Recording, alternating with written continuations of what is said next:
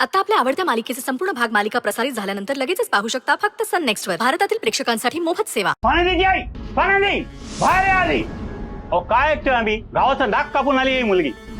हे दिवेलावाला गेली होती. बापाविना पोरगी शेवटी वायाच गेली म्हणायची की. आणि आम्ही बघा इथे तिचं कौतुक करतोय की आमच्या गावची पोरगी मुंबईत जाऊन नाव मोठं करून आली आणि ती शहरात जाऊन शेण खाऊन आली. काहीतरी या स्वानंदीला ना पुढं पुढं करायची सवयच आहे बघा.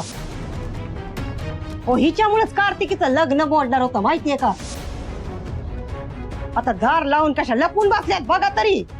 अहो पण बहिणी तिच्या पोटात कोणाचं पाप आहे ती तरी माहिती आहे काय. मला काय माहित. अहो कोणाचं काय म्हणताय, ते मुंबईत ना 2 पोरं आली नव्हती का, त्यांचंच असणार.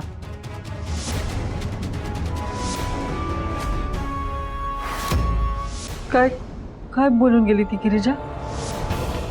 खरं आहे अगं, बहिणीचं लगीन आहे तुझ्या.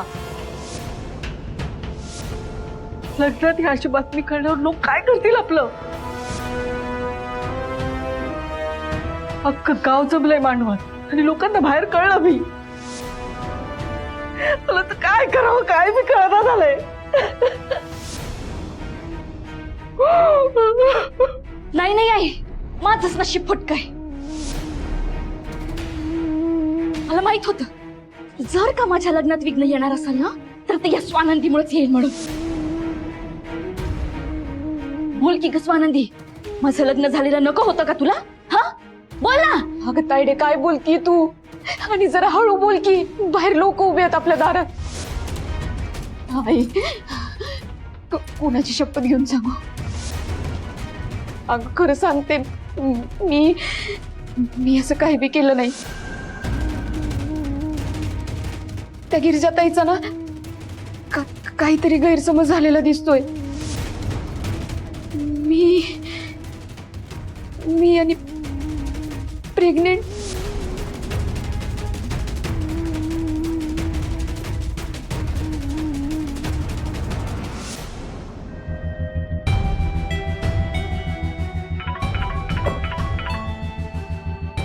सरपंच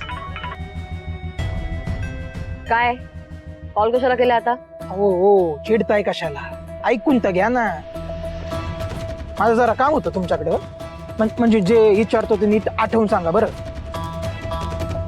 ते जे पार्टीतले फोटो होते तुमच्याकडे ते जाऊन टाकले ना. नाही म्हणजे आता काही पुरावा बिरावा उरला नाही ना. ते फोटोचं काय आता मध्ये? सांगा तर, सहजच विचारतो, एवढं तू उत्तर द्या ना. गेलेत.